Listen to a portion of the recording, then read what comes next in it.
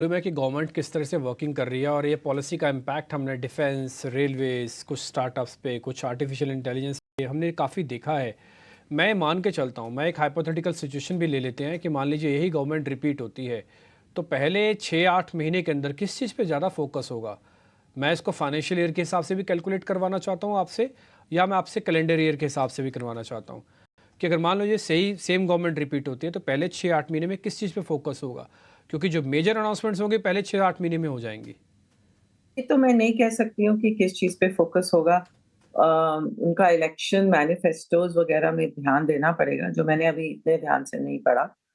तो पर मेरे हिसाब से ये जो अभी कैपेक्स, इंफ्रा इन सब में गवर्नमेंट का फ़ोकस बना रहेगा क्योंकि अभी हम लोगों ने पूरी तरह से वो अचीव नहीं किया, जो कि हम लोग चाहते हैं इंडिया को डेवलप्ड इकोनॉमी बनाने के लिए। तो ये फ़ोकस हमेशा इस गवर्नमेंट का बना रहेगा कि इंडिया को हम तेज़ी से और डेवलप्ड साइड में लेते चले जाएँ और उसके लिए इंफ्रास्ट्रक्चर स्पेंड जो है बहुत इम्पोर्टेंट है।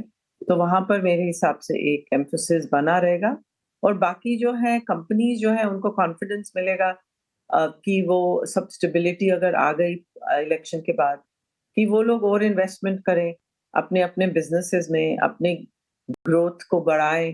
तो कैपेक्स साइकिल में एक रिवाइवल बन जाएगा और भी ज़्यादा।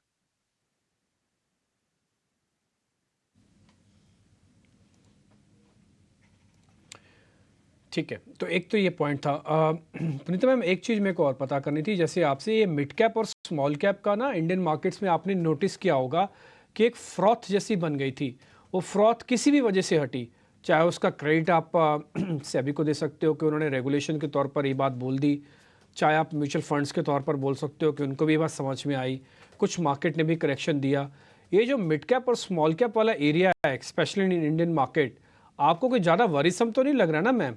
ये जस्टिफिकेशन कर रहा है ना अपनी majority of the stock valuation को और बिजनेस को?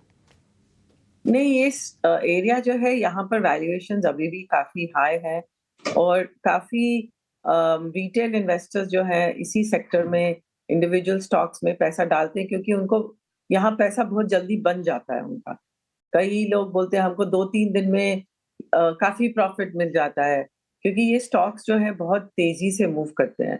तो इसलिए ये जो एरिया है, इसमें रिटेल इन्वेस्टर्स ही ज़्यादातर जो है फ्रॉड को बना रहे हैं और वही ज़्यादा हर्ट भी होंगे। पर जो म्यूचुअल फंड में भी फ्लोज़ जा रहे हैं, वो भी रिटेल इन्वेस्टर्स से ही जा रहे हैं और खुद डायरेक्टली भी रिटेल इन्वेस्टर्स इन स्टॉक्स में ट्रेडिंग कर रहे हैं।